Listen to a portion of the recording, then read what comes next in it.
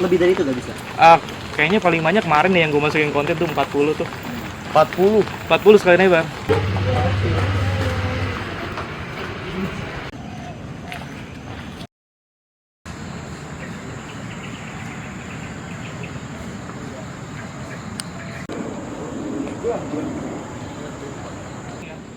Kalau dibilang jarang sih, itu aja banyak sih.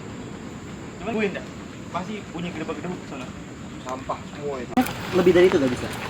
Kayaknya paling banyak kemarin nih yang gue masukin konten tuh 40 tuh. 40. 40 sekali nebar.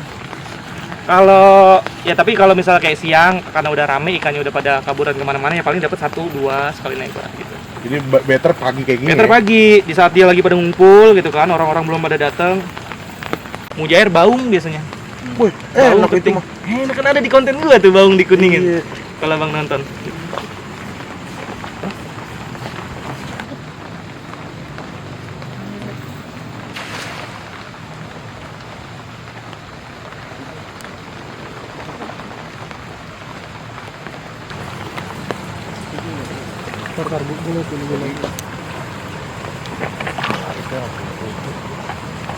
Ke bawah. Tuh di sini aja udah segini. Makanya ini tak mungkin lagi aman kali pada. Tapi kayaknya dikit nih dapatnya nih. Nih ya, gua ambilin satu ya. Sapu-sapu, ini sapu-sapu jenis laki-laki nih. Ini dia dimakan sama biawak.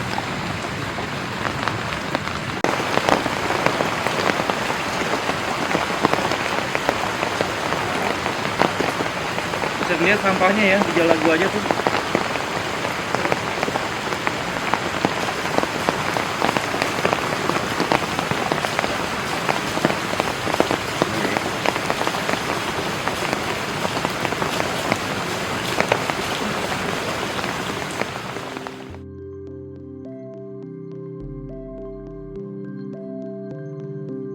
Sebanyak ini.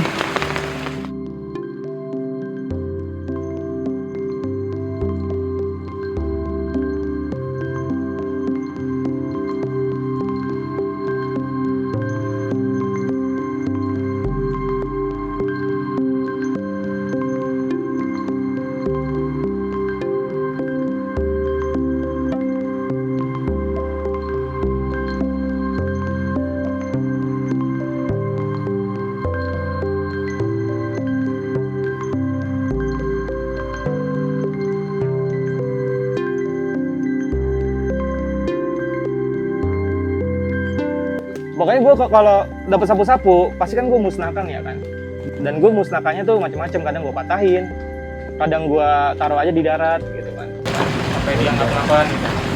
Tapi kalau sekarang sih paling gue patahin. Tapi kalau dapet banyak misalnya 30 atau 40 gue biasa gue taruh kayak gini. Gue semalam nyari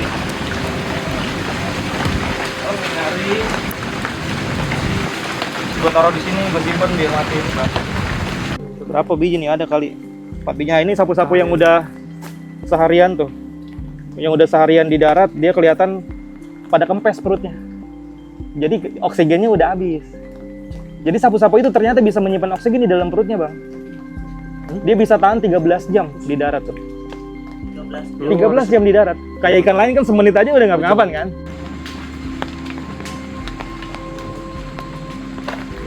Makan biawak kita alami sebenarnya ya. Kalau ngomong alami ya, kita ketahui dulu ikan sapu-sapu itu kan ikan invasif. Jadi secara alami dia nggak punya predator di Kali Ciliwung, karena dia ikan introduksi pendatang. Karena sebelumnya nggak ada di Indonesia di Ciliwung. Gitu. Cuman kesini kan akhirnya hewan-hewan beradaptasi kan. Sekarang yang makan sapu-sapu itu biawak sama berang-berang di sini. Nah, itu pun nggak banyak, nggak signifikan gitu. Biawaknya cuma sedikit, berang-berangnya cuma dikit, sapu-sapunya banyak banget. Jadi nggak ngaruh gitu kasarnya. Oh jadi kalau ikan-ikan endemik lah ya kita katakan ya, ikan asli sini banyak sebenarnya. Ada yang udah mungkin punah ya. Belida tuh dulu ada di Ciliwung zaman dulu. Ikan belida tuh. Itu udah dilindungi juga kan. Terus kayak ikan-ikan baung, ikan keting. Mujair ada kan, kalau mujair invasif juga ya kan. Tapi dia ada ikan tawes, ikan hampala. Pokoknya banyak lah. Nih yang gua tahu ya Bang ya. Gue pernah baca buku itu tahun 1910 di Ciliwung itu pernah dites. Ikannya itu dulu ada 190 jenis. Tahun 1910 ya. 2005 dites lagi tinggal 20. Dikit banget. Pada berkurang itu ya kan, polusi, itu sapu-sapu juga kan ada. Ya, sapu-sapu itu juga sudah ada sejak 1910 ternyata di Ciliwung ya. Menurut itu penelusuran pustaka ya. Itu Bang. Jadi udah lama banget dia di sini sapu-sapu tuh.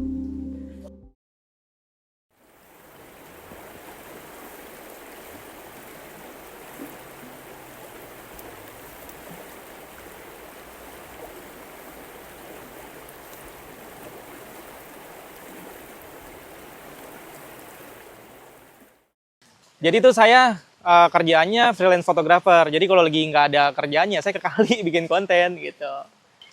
Tantangan yang paling besar itu di kesehatan sih ya. Kesehatan. Karena kita semua tahu Kali Ciliwung itu penuh dengan limbah. Setiap saya turun pasti saya gatal-gatal tuh.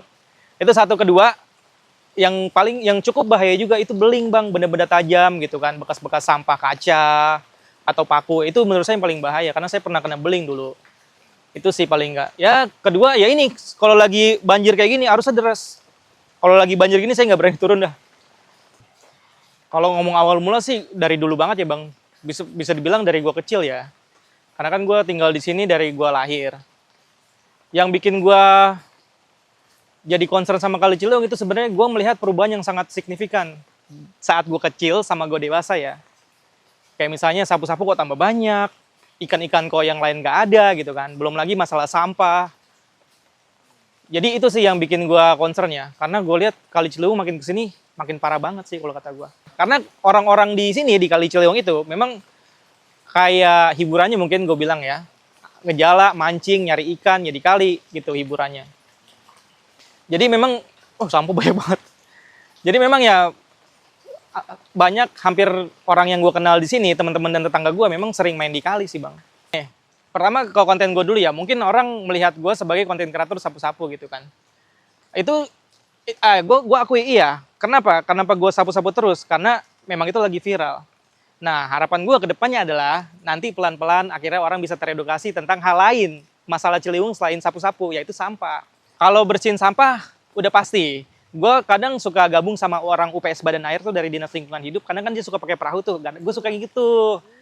Beres-beresin sampah yang ada di pinggiran, nanti dibawa ke bendungan sampah Tanjung Barat, Abang tahu kan?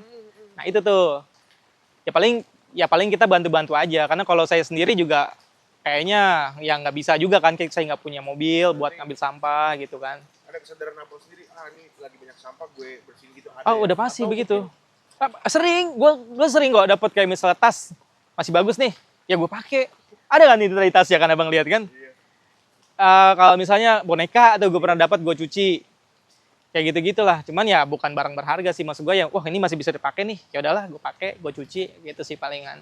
Jadi banyak banget sampah yang banyak banget sampah di sini ya. Abang lihat nih, gue nggak usah ngomong dah, kelihatan tuh langsung tuh sampah plastik, sampah styrofoam. Kalau kalau ngelihat orang buang sampah gitu secara langsung nggak pernah di depan muka sih. Tapi pernah lewat atas pala. Kalau depan muka enggak, lewat atas pala pernah. Gue lagi di air, orang buang sampah. Cuman gini masalahnya ya kan, kalau saya kan orang biasa gitu ya, nggak punya ya otorisasi apa-apa gitu ya untuk menegur gitu kan. Ya saya sih mengingatkan juga takut berantem gitu kan, paham nggak sih maksud saya? Ya jadi saya paling bisa miris aja sih, makanya yang bisa saya lakukan adalah di konten gitu kan. Saya kasih tahu orang-orang, ayo jangan buang sampah di kali. Kali itu bukan tempat sampah. Kalau kali bagus kan enak, bisa kita pakai buat liburan, apa segala macam gitu kan. Ya itu, nggak bisa berbuat apa-apa saya. Kalau ada orang buang sampah di kali. Banyak gak yang buang sampah di kali? Banyak.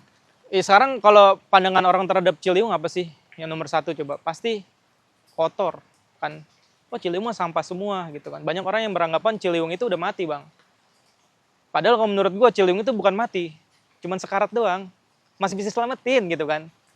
Ya, cuman ini tinggal bagaimana orang-orangnya aja nih, bisa gak nih kita kerjasama semua antar masyarakat, pemerintah gitu ya. Karena nggak bisa satu pihak doang. Jangan malah yang terjadi sekarang adalah semua orang main salah-salahan Bang. Salah pemerintah begini. Salah masyarakat buang sampah gitu kan. Menurut gua Lu main salah-salahan, emang kali bersih kan? Enggak. Ini udah waktunya kita semua bekerja sama nih. Ayo, Kali Ciliwung itu punya kita nih. Kalau bukan kita, siapa lagi yang jaga gitu kan? Karena kalau misalnya Ciliwung ekosistemnya terjaga gitu ya, bukan cuma bagus bang, nilai ekonomisnya juga pasti ada. Orang-orang zaman dulu di Betawi emang kerjanya apa? Ngejala bang di kali, ikannya dijual, mereka berkebun di pinggir-pinggir kali. Tapi sekarang kan udah nggak bisa kayak gitu. Lu ngejala sapu-sapu semua isi. Ya gitulah. Ciliwung itu bisa jadi duit sebenarnya. Kita kalau ngomong, jangan kejauhan lah, kita kalau misalnya ngomong jadi objek wisata gitu, itu udah pasti bisa kan.